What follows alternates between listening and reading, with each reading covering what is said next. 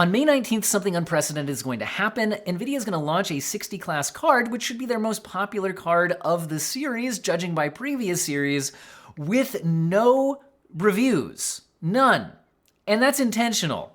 Seems like this guy here is trying to hide something. This is confirmed by Igor's lab. It's Igor. Anyway, there's also Hardware Unboxed, also confirming this. I've been trying to email Nvidia for a couple of days now to confirm whether or not there would be 5060 review samples or drivers.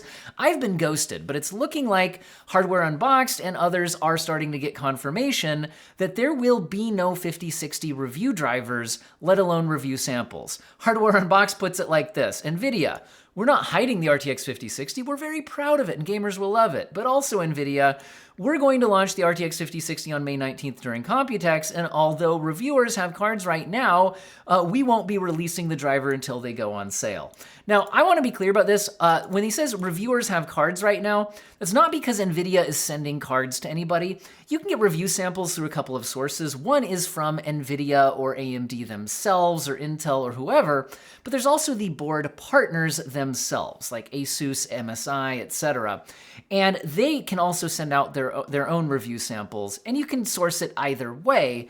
I tend to get my review samples directly from AMD and Nvidia, although I occasionally can get stuff through board partners. It's looking like Nvidia is not sending any out here, which means I don't have one. Now, Hardware Unboxed do have some that they've sourced from board partners, but they still can't do their review without the driver. And that's a much bigger issue than what, because that means that if you have the cards sitting there, you can't start working on the review, and they're also releasing during Computex. This seems like, whether it's intentional or not, it certainly has the feel of an added intention to delay reviews of these cards. Because if the reviewers can't begin their review until the driver is publicly available on the 19th, but they're at Computex, which a lot of graphics card reviewers are, that means they have to wait until they return from Computex to actually test the card.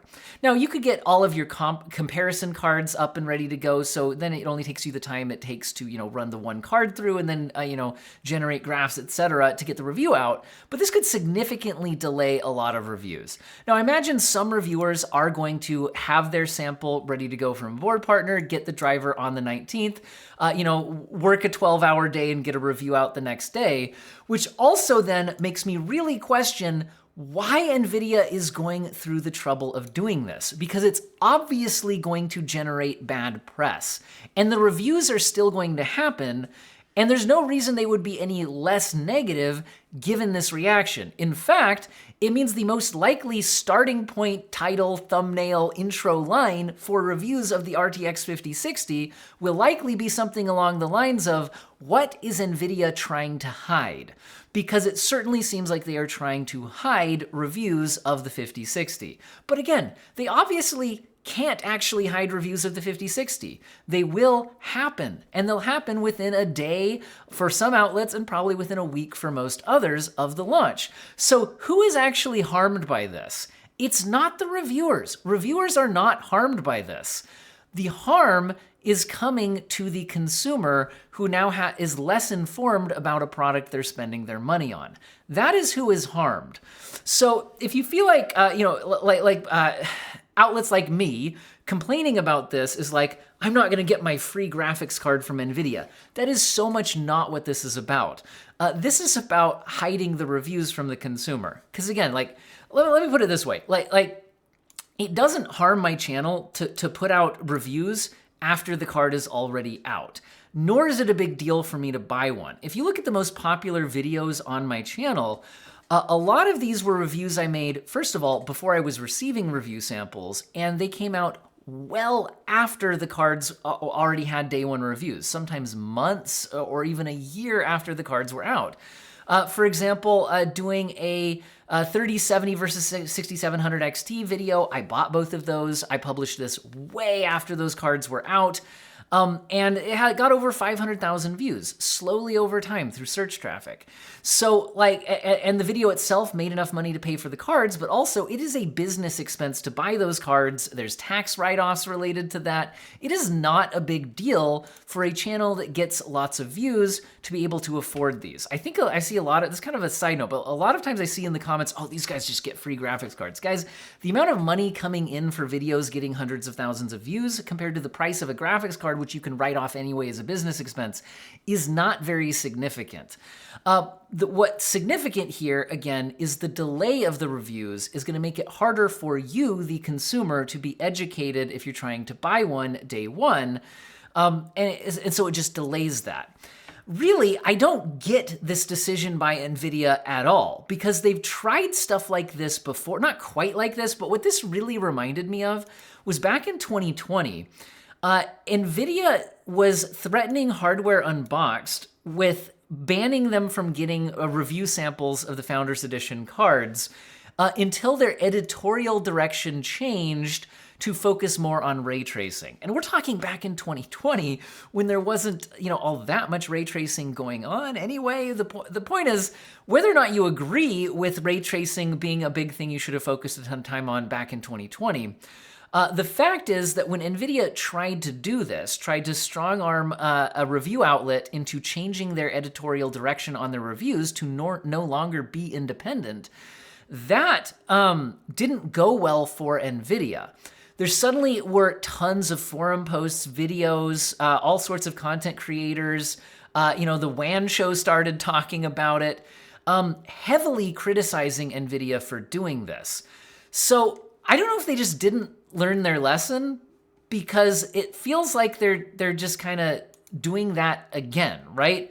So you're trying to bury reviews for 24 hours, maybe a couple days at most for a lot of outlets, a week at best.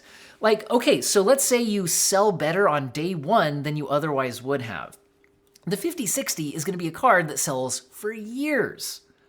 The amount of sales on day one, I can't imagine is particularly significant compared to what's going to happen over the lifetime of the product, at which point those reviews will be out there.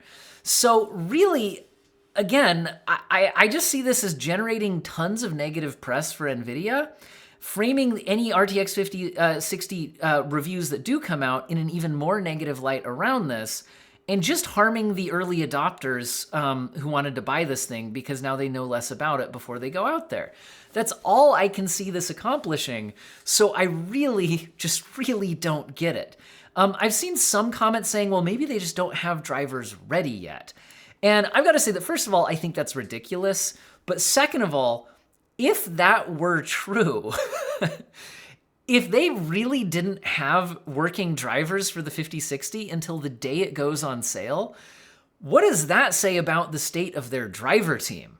That would just be ridiculously terrible. But anyway, I don't think that's actually the case. But I've seen that comment, coming up in the past. So anyway. The other negative thing that comes out of this, and this is, I guess, a negative thing for reviewers, because again, I don't think it's that, oh no, they might have to buy a review sample, or honestly might be able to get it from board partners, etc. Like I said, that's not really the big deal. The other thing that this will get is extra crunch, and potentially the reviews could be of lower quality. Now, what do I mean by that, and why am I saying that? So why are there these review embargoes and all of that in general, and why do I generally think they're a good thing? So the nice thing about a review embargo date, where people get the card, a week or two ahead of time, they get time to review it, and we all know when we're all supposed to publish. That means that as long as you can meet the embargo date, there is no rush to be the first one to finish your review and post, because that's a problem. If there's no review embargo date, if you receive the card and then the first person to finish testing is the first person to publish a review, then it encourages you to be less thorough in your review. There's more likely to be mistakes. You're less likely to cover things as thoroughly as you would have before. In general, I think it's a bad thing to encourage rushed reviews. And that's all this is going to do.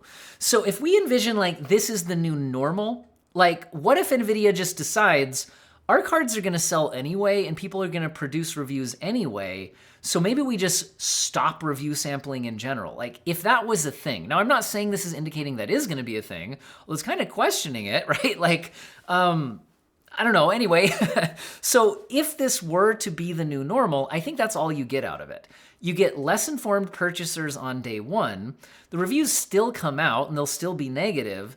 But in general, you'll just get that the initial reviews will be of lower quality. That's what you'll get. You'll get more rushing to get reviews done, less thorough testing, less time to check, because it'll just be encouragement to post first rather than post best. And I don't like that. So anyway, expect the reviews coming sometime after May 19th. I don't have a sample sitting here. I don't have a lot of contacts at board partners. If you work for a board partner and want to get a hold of me, look at the email on my About section. Feel free to reach out. But anyway, so I'm gonna have to buy one of these when they come out and get a review out, and I'm not particularly worried about that for me and the success of my channel. I'll post the review when it's ready. Guys, I do constant, like, this GPU versus that GPU well after the launch date. I do these constantly throughout the year, every year, revisiting old cards, whatever.